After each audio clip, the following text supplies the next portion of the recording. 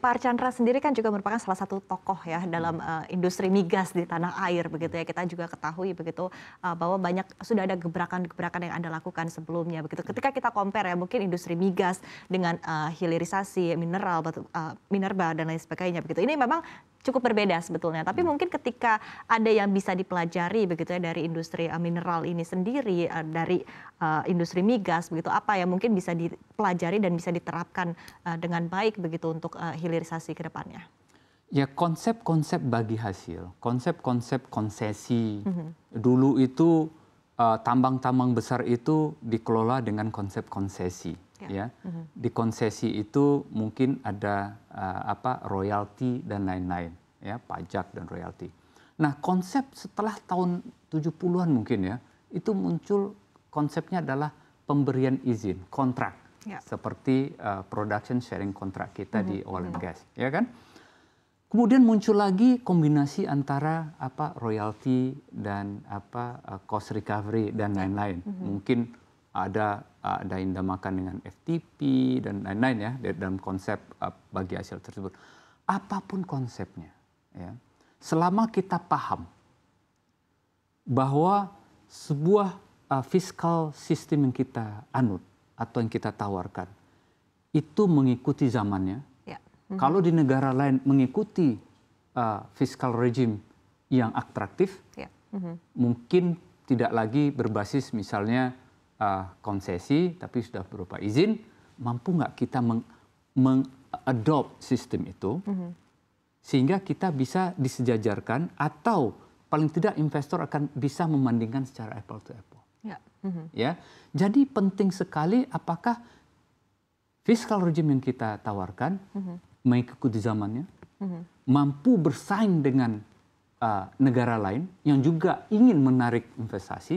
Ya. Biasanya kita di luar negeri, bekerja di luar negeri di perusahaan-perusahaan internasional misalnya, kalau kita akan mau berinvestasi akan kita bandingkan, saya akan masuk di sini saya dapat apa, kalau saya masuk di sini saya dapat apa. Bagaimana sistem hukumnya, bagaimana fiskalnya nanti yang akan mengatur apa yang kita dapatkan, ya. Itu dibandingkan. Nah, mampu nggak kita ya dalam pengelolaan itu apa yang kita tawarkan itu mampu bersaing dengan apa yang ditawarkan oleh negara lain. Okay. Dan untuk itu competitiveness ya. Benar. Dan juga attractiveness-nya. Oke. Tertarik nggak orang kalau kita tawarkan ini? Attractiveness-nya dilihat dari sisi apa? Imbal hasil kah atau? Dari imbal hasil. Yang kedua, simplicity. Seberapa simple, sesederhana apa kita dalam mengeluarkan izin-izin misalnya. Satu contoh. Kalau dulu di Amerika misalnya, saya beri contoh, untuk di West Texas misalnya, kita akan melakukan drilling, 2 minggu kita bisa langsung jalan. Nah, kalau di Amerika bisa 2 minggu, di negara lain berapa kalau saya mau invest? Oh, bisa setahun, bisa 2 tahun, 3 tahun. Dia akan, iya, mundur langsung pindah ke Amerika. Bisa mundur, bisa dia hitung. Ini adalah sebuah biaya. Ya. Dan biaya ini harus saya perhitungkan dalam melihat bagi hasilnya seperti apa. Jadi kita tidak bisa lepas dari, kita maunya ini aja. Enggak. Ya. Kita akan dibandingkan dengan apa yang ada di luar sana. Ya. Dan untuk itu kita perlu SDM sekali lagi, ya, yang mampu melihat dan bernegosiasi secara berdiri sama tinggi tadi dan duduk sama rendah, biar kita berdiskusinya itu mereka paham dan kita paham. Jangan sampai mereka paham kita nggak paham. Ya, jadi memang harus open minded dan juga harus bisa mengcompare diri begitu ya dengan negara-negara lain. Itulah kunci dari bagaimana investasi itu akan masuk. Ya. Kalau kita mau menang sendiri, ya biasanya agak susah. Atau investor yang menang sendiri, biasanya agak susah. Dan untuk itu, apa yang kita perlukan? Kesadaran bahwa dalam pengelolaan sumber daya alam, dalam mendesain fiscal policy kita, ya, itu harus bisa melihat kompetitor kita di luar sana seperti apa. Ya, pokoknya orang akan datang ke sini. Regardless, ya, apapun sistem yang kita bikin, dia akan datang. Belum tentu. Ya, maka mampu nggak kita mengkomunikasikan secara internasional? Kita sekarang menganut polusi seperti ini. Ya. Harus mampu melihat kenyataan ya, bukan sesuatu yang ada di bayangan kita saja, begitu ya Pak Archandra. Tidak berasal dari kita sendiri. Baik. Lihat dari luarnya, mari kita bicarakan.